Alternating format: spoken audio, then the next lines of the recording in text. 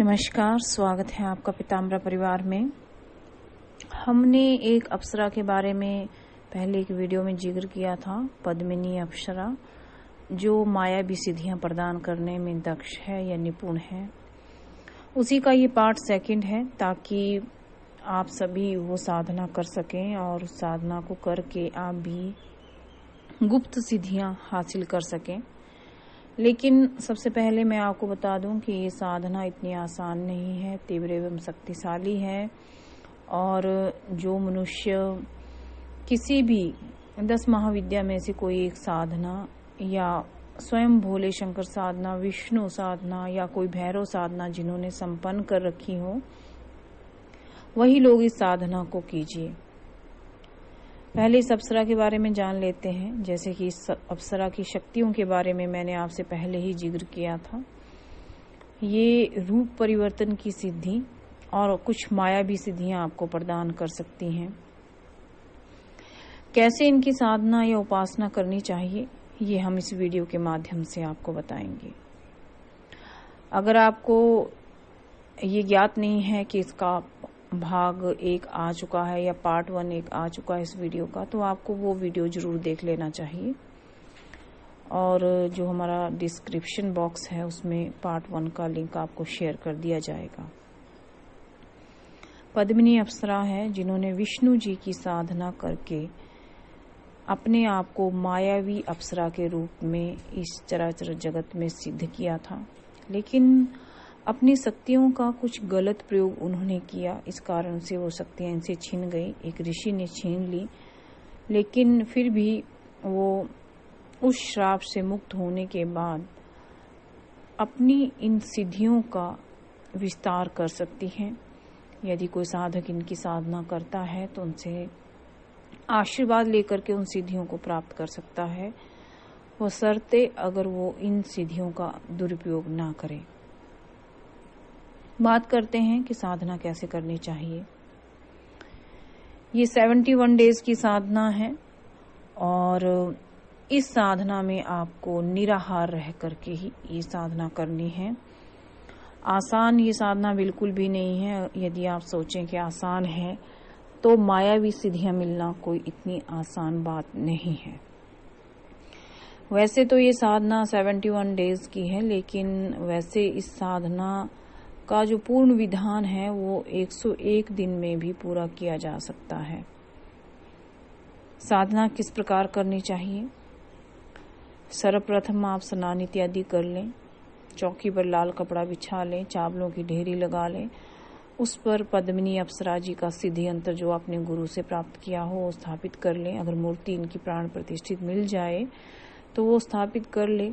उसके बाद फूलों की एक माला बना करके अप्सरा को पहनाएं और अप्सरा को लौंग, इलायची, फल, फूल, मेवा जो भी आप भोग लगाना चाहते हैं वो लगा लें और देवी जी से आवाहन करें, प्रार्थना करें, उनके स्वरूप की कामना करें।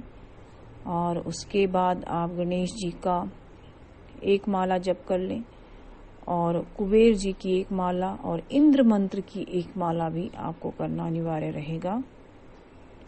उसके बाद जो हम इनका मूल मंत्र बताएंगे, आपको उस मूल मंत्र की जप करनी है। ये जप आपको रात्रि 11:32 से शुरू करना है, यानी कि 11:30 बजे से शुरू करके आपको 3:30 बजे तक ये मंत्र लगातार आपको जप करना है रात को। साधना की विधि में ये जरूरी है कि साधक के वस्त्र लाल रहें, आपकी जो साधना सामग्री है वो अभिमंत्रित रहे। माला इसमें कौन सी उपयोग होगी, आसन इसमें कौन सा उपयोग होगा, जब आप पीताम्बरा परिवार से दीक्षा ग्रहण करेंगे वो आपको बता दिया जाएगा। दीक्षा लेकर ये साधना करें और इस साधना के बहुत सारे बेनिफिट आपको हैं। पहले जो प्रथम चरण के जो साधक रहेंगे, जब आप प्रथम चरण की साधना करेंगे तो आपको कुछ शक्तियां अपने शरीर में महसूस होने लगेंगी। लेकिन ये तब जब आप अच्छे से मेहनत करेंगे। तो ऐसा नहीं है कि आपने एक मशीन की तरह मंत्र जाप किया, नहीं, इसमें ध्यान करना भी अनिवार्य रहेगा। 3:30 बजे के बाद से आपको 5 बजे तक ध्यान करना आवश्यक रहेगा। ध्यान की इसकी विशेष महिमा है, यानी आपको 2.5 घंटे का ध्यान कर लेना चाहिए। और दिन का क्रियाकलाप भी आपका ऐसा होना चाहिए कि आपने मौन व्रत आप धारण करें। खान पान में आपको सिर्फ 1 गिलास दूध डेली पीना है। 71 दिन तक अन्न ग्रहण नहीं करना है।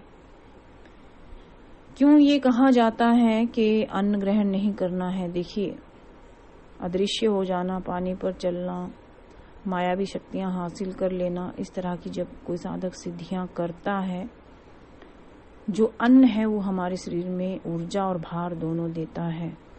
लेकिन जब आप अन्न ग्रहण नहीं करेंगे तो ऊर्जा तो आपके शरीर में दूध से आ जाएगी, लेकिन भार आपको महसूस नहीं होगा और जो आपका सठ चक्र है उसका भेदन होना शुरू हो जाएगा। तब आप ये मायावी सिद्धियां हासिल कर लेते हैं। ये एक विशेष रूप से एक विज्ञान है जो शायद पूरे तरीके से पब्लिक नहीं किया जाना चाहिए, क्योंकि वीडियो को सुनने वाले बहुत सारे लोग हैं जो तंत्र क्षेत्र में काफी आगे हैं। अगर उनको पूरे भेद खोल दिए जाएं तो उस प्रकार से क्रिया करके ये सिद्धियां प्राप्त करके उनका दुरुपयोग कर सकते हैं। प्रथम चरण की साधना की जब आप इसमें दीक्षा लेना चाहेंगे तो आप पीताम्बरा परिवार से ले सकते हैं, अन्यथा कोई और योग्य गुरु मिल जाते हैं तो आप वहां से भी इस साधना की दीक्षा आप ले सकते हैं। अच्छा रहे कि किसी महाविद्या का साधक रहे कोई, तभी वो इस साधना को करे, नहीं तो आप में तपोबल की कमी रहेगी। यदि आप में तपोबल नहीं रहा तो आप इस साधना को सफल नहीं कर पाएंगे, उल्टे आप अपनी कोई हानि कर सकते हैं। और मेरा आप सभी लोगों से अनुरोध है कि मात्र मंत्र जान करके ये साधना करना आप शुरू ना कर दें। पहली बात, ये फलित नहीं होगी, और दूसरी बात, अगर आप बिना गुरुमुखी हुए ये साधना करते हैं तो मान लीजिए आपने गुरु से आशीर्वाद नहीं लिया, गुरुमुख से मंत्र नहीं लिया, तो फिर आपको कुछ भी हानि हो सकती है, जो फिजिकली मेंटली हो सकती है। क्योंकि जब इस साधना में चमत्कार घटित होने लगते हैं तो साधक का तपोबल ठीक से कार्य नहीं करता है, या तो तपोबल होता ही नहीं है या कम होता है, गुरु आशीर्वाद, गुरु की सुरक्षा भी नहीं होता है, कोई सुरक्षा कवच आपने नहीं पहना होता है। कुंडली जागरण या सठ चक्र भेदन जब होने लगता है विशेष रूप से, तो इल्यूजन होने लगते हैं या भ्रम की स्थितियां पैदा होती हैं। आप इस भ्रम जाल में फंस जाते हैं कि ये हो रहा है या नहीं हो रहा है, ये स्वप्न है या हकीकत है, क्या मैं हवा में हूँ या मैं नहीं हूँ, या मैं सो रहा हूँ, मैं जाग रहा हूँ, किसी ने मेरे कान में कुछ कहा या नहीं कहा, मैं पानी पर चल पा रहा हूँ, मैं अपने बिस्तर से ऊपर उठ जा रहा हूँ या नहीं उठ रहा हूँ, मेरा आसन हिल रहा है, कोई मेरे आसपास है, कोई डरावनी शक्ति आपको डरा सकती है। इस तरह के अनेक स्थितियां और भ्रम दोनों आपके साथ हो सकते हैं। इसलिए गुरुमुखी हो जाएं, अभिमंत्रित साधना सामग्री का इस्तेमाल करें, गुरु का आशीर्वाद लें, कोई सिद्ध कवच धारण कर लें, तब आप ये साधना करें। देखिए, जब भी आप कोई साधना करते हैं तो अपनी सुरक्षा का विशेष ध्यान रखिए, क्योंकि ऐसा ना हो, कई लोग ऐसे हैं जो कोई भी मंत्र जान करके, कहीं से भी देख करके, किताब से पढ़ के, यूट्यूब से देख करके साधना शुरू कर देते हैं, लेकिन जब उनके दुष्प्रभाव आते हैं तो वो लोग तो परेशान होते ही हैं, फिजिकली भी, मेंटली भी, लेकिन उनके जो परिवार के लोग हैं वो अलग से परेशान होते हैं। मान लीजिए कोई साधना कर रहा है और वो कोई गलत साधना कर लेता है, मान लो उसमें पागलपन की स्थितियां कुछ उत्पन्न हो जाती हैं, तो वो तो क्या है, वो तो पागल बन के घूमेगा, बट उसके जो परिवार के सदस्य हैं वो उसकी वजह से परेशान हो जाएंगे, उनके सामने कोई स्थिति बाकी नहीं बचेगी। तो कम से कम अपना नहीं, अपने परिवार का ख्याल जरूर कर लें। कुछ ऐसी गुप्त साधनाएं भी हैं हमारे पास जो हम अगर यूट्यूब पे डाल दें तो लोग अगर उनको कर लें तो कुछ इस तरह से उनके साथ हो सकता है, इस तरह की कुछ मायावी सिद्धियां उनको प्राप्त हो सकती हैं।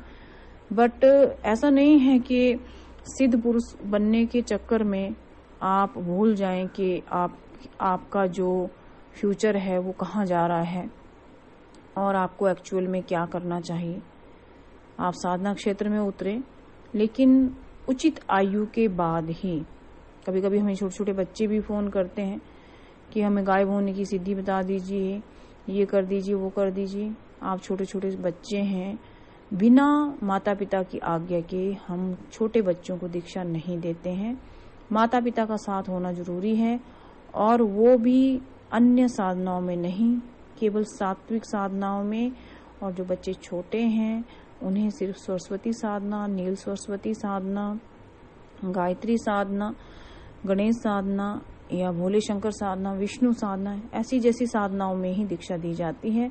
लेकिन अगर आप ये सोचें कि आप में तपोबल नहीं है, ऊर्जा नहीं है, आध्यात्मिक ऊर्जा नहीं है, आपको बता दिया जाए गायब होने की सिद्धि या कुछ और सिद्धियों के बारे में आपको बता दिया जाए और आप करने लगोगे, तो ये मूर्खता भरा विषय है। ना ही हम ऐसे लोगों को ट्रीट करते हैं, ना ही उनका कॉल रिसीव करते हैं।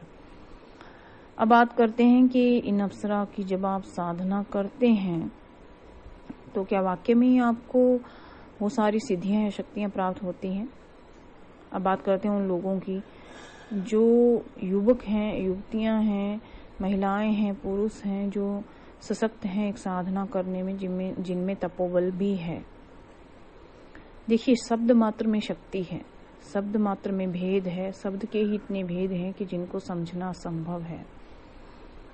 ये जो साधना है पद्मिनी यक्षिणी की, पद्मिनी अप्सरा की, अन्य यक्षिणियों की या अन्य अप्सराओं की या रतिप्रिया यक्षिणी की, ये इतनी तीव्र शक्तिशाली साधनाएं हैं कि अगर इन ठीक से कर लिया जाए तो साधक इनमें निश्चित ही सफल हो जाता है। लेकिन ये आपके तपोबल पर निर्भर करता है। अब हम आपको बताते हैं कि इन अप्सरा का मंत्र क्या है। मंत्र है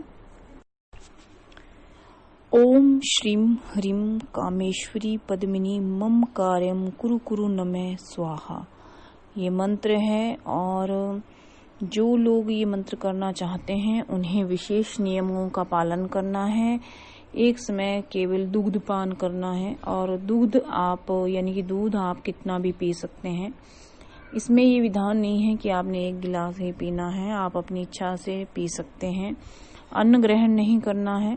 यदि दूध के बल पर आप 71 डेज सरवाइव नहीं कर पाएंगे या नहीं रह पाएंगे तो आप एक समय फलाहार कर सकते हैं। जो भी आप खुद ग्रहण करें, पहले वो पद्मिनी अप्सरा को जरूर भेंट करें थोड़ा सा।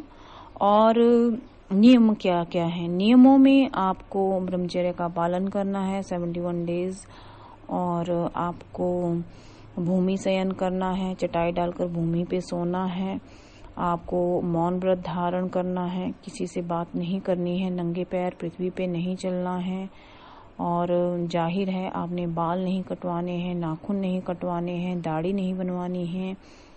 स्त्रियां हैं, यदि मासिक धर्म है तब भी आपको ये साधना कंटिन्यूस में रखनी है। इसमें आपको चौमुखे दिए का उपयोग करना है और कपूर जला करके वातावरण को शुद्ध कर लेना है। इस साधना से संबंधित सामग्री जैसे माला, मूर्ति, यंत्र, आसन या और भी जो भी सामग्री रहती है वो आप अभिमंत्रित या सिद्ध सामग्री पीताम्बरा परिवार से मंगा सकते हैं।